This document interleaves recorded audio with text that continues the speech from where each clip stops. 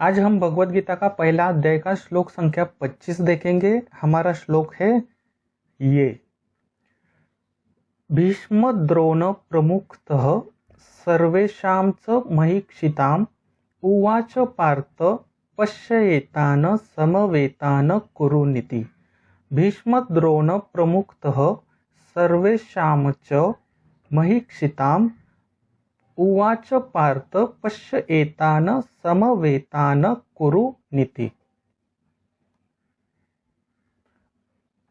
अब हम श्लोक का संधि विच्छेद और उसका हिंदी अर्थ देखते हैं। हमारे श्लोक की पहली लाइन है भीष्म द्रोण प्रमुखतः सर्वेषां च महीक्षिताम्। अब हम इस श्लोक का संधि विच्छेद और उसका हिंदी अर्थ देखते हैं। दोस्तों, अगर आप यहाँ पे ध्यान दोगे तो आपको यहाँ पे कितने शब्द नजर आते होंगे। देखिए, भीष्म द्रोण प्रमुखतः, यहाँ पे 3 शब्द है। तो संधि विच्छेद कैसे होगा? भीष्म धन द्रोण धन प्रमुखतः।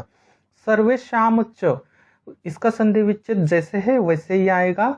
महीक्षिताम्, इसका संधि विच्छेद भी जैसे है वैसे ही आएगा। अब हम इसका हिंदी अर्थ देखते हैं। भीष्म द्रोण प्रमुखतः।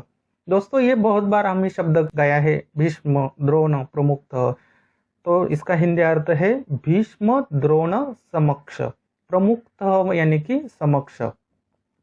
सर्वेषाम, सर्वेषाम यानी कि सब सामने होते हुए भी, सब सामने होते हुए भी। महीक्षिताम यानी कि श्री कृष्ण को महीक्षिताम कहा गया है। अब हम श्लोक की दूसरी लाइन देखते हैं। उवाच पार्थ पश्येतान् समवेतान् कुरुनिति। अब हम इसका संधि विच्छेद देखते हैं। उवाच पार्थ यानी कि उसका संधि विच्छेद कैसे होगा? उवाच धन पार्थ। अब आप यहाँ पे ध्यान दोगे, ये थोड़ा सा शब्द बड़ा है और यहाँ पे शब्द की संख्या भी ज्यादा है। पश्येतान् समवेतान् कुरुनिति। अगर आपने पहले अच्छे से संधि विच्छेद देखा है तो ये पश्येतान् भी शब्द हमें गया है, समवेतान् भी शब्द गया है, कुरु भी शब्द गया है और नीति भी शब्द गया है। इसलिए दोस्तों, ये संधि विच्छेद आना आपके लिए बहुत ही जरूरी है। मैं आपको हमेशा बोलता हूँ कि अगर संस्कृत श्लोक पढ़ना है तो संधि विच्छेद आपको आना बहुत ही जरूरी है, क्योंकि अब हम यहाँ से आगे आगे जाएंगे तो ऐसे बड़े वाले शब्द बहुत आने वाले हैं, क्योंकि भगवान श्री कृष्ण को, अर्जुन को बहुत कुछ कहना है। और संस्कृत एक ऐसी भाषा है कि कम शब्द में ज्यादा अर्थ निकलता है। तो उसके लिए ये ऐसे जोड़ शब्द होते हैं और ये जोड़ शब्दों को अलग करना है तो आपको उसका संधि विच्छेद आना बहुत ही जरूरी है। तो इसका संधि विच्छेद कैसे होगा? ध्यान दीजिए। पश्य एतान धन समवेतान धन कुरु धन नीति। ठीक है दोस्तों, अब हम हिंदी अर्थ देखते हैं। उवाच पार्थ यानी कि बोले पार्थ, पश्य यानी देखो, एतान यानी इन, समवेतान का अर्थ होता है एकत्रित हुए, कुरु यानी कि कुरुवंश, नीति यानी कि नीति को। दोस्तों, ये आपको आना ही चाहिए, क्योंकि ये बहुत बार शब्द गया है। पश्य गया है, एतान गया है, समवेतान भी गया है, कुरु भी गया शब्द गया है और नीति भी शब्द गया है। ठीक है, तो दोस्तों, आज हमने पहले अध्याय का जो 25वां श्लोक है उस श्लोक का संधि विच्छेद और उसका हिंदी अर्थ देखा। और किसी भी श्लोक को पढ़ना है, सीखना है तो संधि विच्छेद आना बहुत ही जरूरी है। ये इस शब्द से हमने आज देखा, क्योंकि आगे आने वाले श्लोक जो है वो बड़े बड़े होंगे। अब हम संस्कृत श्लोक कैसे पढ़ते हैं और उस श्लोक का हिंदी अर्थ क्या है वो देखेंगे। हमारा श्लोक है भीष्म द्रोण प्रमुखतः सर्वेषां च महीक्षिताम् उवाच पार्थ पश्येतान् समवेतान् कुरुनिति।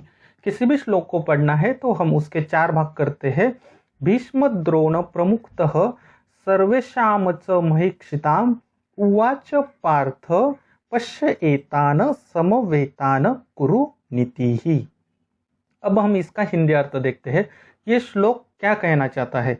इससे पहले कि इससे जो पहला श्लोक हमने देखा था वो मैं आपको बताता हूँ कि संजय अपनी दिव्य दृष्टि से देख रहे थे कि भगवान श्री कृष्ण ने रथ सेनाओं के बीच में खड़ा कर दिया। अब वहां से आगे क्या है, जो पितामह भीष्म है और गुरु द्रोणाचार्य है उनके समक्ष सब सामने होते हुए भी कृष्ण ने बोले, हे पार्थ, देखो इन एकत्रित हुए कुरुवंश को, नीति को। अब हम ये तो शब्दशः अर्थ देखा, अब हम इसका थोड़ा सा मार्मिक अर्थ निकालेंगे। क्या कह रहे हैं भगवान श्री कृष्ण, क्या कह रहे और किसके सामने कह रहे? भीष्म और द्रोण के समक्ष। भीष्म थे वहां पे, द्रोण भी थे, सब सामने होते हुए भी, और ये सभी लोग सामने होते हुए भी भगवान श्री कृष्ण ने पार्थ से कहा, अर्जुन से कहा, देखो इन एकत्रित हुए कुरुवंश के नीति को। अर्जुन सेना के बीच में क्यों गया था? ताकि वो निरीक्षण कर सके, परीक्षण कर सके। अब पितामह भीष्म और द्रोण ये बड़े हैं, उनके गुरु है, उनके सामने निरीक्षण करना, डर ना लगे, इसलिए भगवान श्री कृष्ण खुद उनके सामने कह रहे हैं कि हे पार्थ, इन सब कुरुवंश की नीति को देखो कि ये सब ये युद्ध करने के लिए आए हैं, उनको देख लो। दोस्तों यही है इस श्लोक का अर्थ। अब हम देखते हैं कि श्लोक कैसे याद रखें विद विजुअलाइजेशन। किसी भी श्लोक को याद रखने के लिए हम विजुअलाइजेशन की टेक्निक यूज करते हैं। अब आप लोग आंखें बंद कीजिए, आपको कुरुक्षेत्र की युद्ध भूमि पर आना है। सामने देखिए, सारथी के जगह पे भगवान श्री कृष्ण है और उसके पीछे अर्जुन है। अब भगवान श्री कृष्ण उस सारथी के जगह से खड़े होते हैं और अर्जुन की ओर मुड़ते हैं, और उनके बाजू में कौन है? भीष्म है, द्रोण है। ये सभी सामने लोग होते हुए भी आप देखिए वो सभी लोग सामने हैं, भगवान श्री कृष्ण उनके साथ है। तो श्री कृष्ण बोले, हे पार्थ, देखो इन एकत्रित हुए कुरुवंश के नीति को। जितना ज्यादा और स्ट्रॉन्ग विजुअलाइजेशन आप करोगे उतनी ही तेज गति से दोस्तों आपको ये श्लोक अच्छे से दिमाग में बैठ जाएगा। अभी मैं श्लोक बोलूंगा, हमेशा की तरह आप उसको, उस विजुअलाइजेशन को कनेक्ट कीजिए। भीष्म द्रोण प्रमुखतः सर्वेषामच महीक्षिताम उवाच पार्थ, पश्य एतान समवेतान कुरु नीति। देखा दोस्तों कितना आसान है कोई भी श्लोक सीखना है, सिर्फ आपकी जिज्ञासा होनी चाहिए कि कोई भी श्लोक आपको अच्छे से सीखना है। ठीक है, अब हम दोस्तों प्रश्नावली देखते हैं इस श्लोक के क्या प्रश्न है। पहला प्रश्न है, भगवान श्री कृष्ण ने पार्थ से क्या कहा? दूसरा प्रश्न है, भीष्म द्रोण प्रमुखतः का हिंदी अर्थ क्या है? इस श्लोक से आपने क्या सीखा? पश्य एतान समवेतान कुरु नीति का हिंदी अर्थ क्या है? ठीक है दोस्तों एक और हमने यहाँ पे कंटेंट ऐड किया है, जो कि सवाल होंगे आपके और जवाब होगा हमारा। हमारा जो पहला व्यूअर है उसका सवाल देखते हैं क्या है। ये जो अब्दुल रहमान भाई है, उन्होंने प्रश्न किया है कि संधि विच्छेद का मतलब क्या है।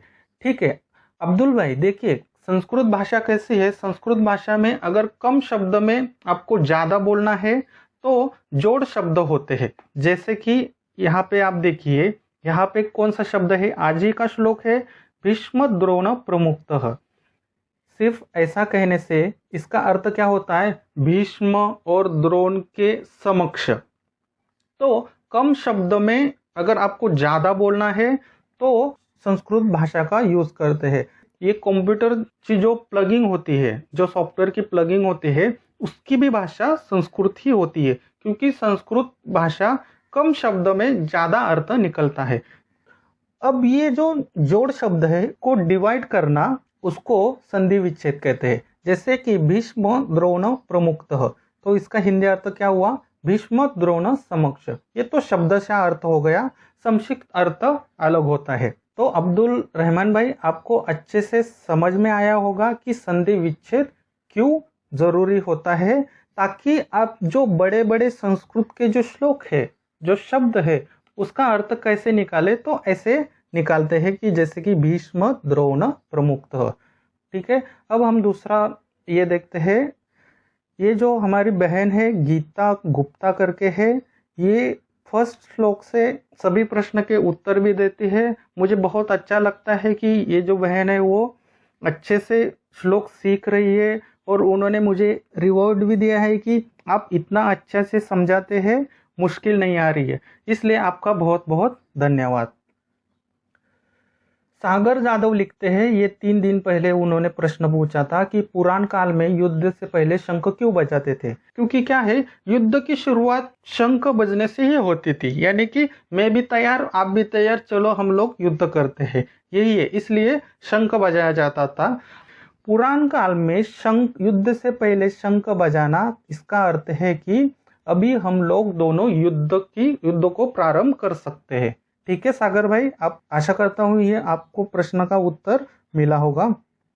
और एक सागर भाई ने रिवॉर्ड दिया है कि आपका काम अप्रतिम है, आजकल की पीढ़ी को इसकी ज़रूरत है। गुड भाई, ये बहुत आपकी कमेंट्स है मुझे बहुत अच्छी लगी कि आजकल की जो पीढ़ी है उसको भगवद गीता की ज़रूरत है। आपकी सोच भी सागर भाई बहुत ही अच्छी है। स्नेहा कुलकर्णी करके है, इन्होंने भी थोड़ा हमें मोटिवेशन दिया है। वो कहती है कि Bhagavad Gita with visualisation, good thinking, it's a working. ये कहना चाहते हैं कि जो विजुअलाइजेशन के माध्यम से आप भगवद गीता सिखाते हैं और ये सच में काम भी कर रहा है। आपको भी इसके लिए बहुत बहुत धन्यवाद। और एक सागर जादव ने, इन्होंने एक श्लोक से मर्म निकाला है, ये मुझे बहुत अच्छा लगा इनका। पांडवों ने शंख बजाए और धृतराष्ट्र पुत्र डर गए, यानी कि संख्या जरूरी नहीं है, आत्मविश्वास जरूरी है। दोस्तों, ये जब भी पांडवों ने शंख बजाया था तब धृतराष्ट्र के पुत्र डर गए थे, और मैंने उसमें एक बोला था कि पांडवों की जो सेना है वो 7 अक्षौणी सेना है, और कौरवों की जो सेना थी वो 11 अक्षौणी सेना थी। तो इस भाई ने बहुत अच्छा इसमें से अर्थ निकाला है कि संख्या जरूरी नहीं है, आत्मविश्वास जरूरी होना चाहिए। ठीक है दोस्तों, ये हमारा परिवार है, और ये जो परिवार है हमारा 29 सब्सक्राइब हमारे कंप्लीट हो गए हैं। आशा करता हूँ कि ये लाखों में हमारे सब्सक्राइब हो जाए और हमारा परिवार ऐसे ही बढ़े। तो इसी तरह दोस्तों 700 श्लोक सीखने के लिए कृष्ण ज्ञान यूट्यूब चैनल को सब्सक्राइब जरूर करना, और प्लीज़ वीडियो अच्छा लगा तो लाइक ज़रूर करना।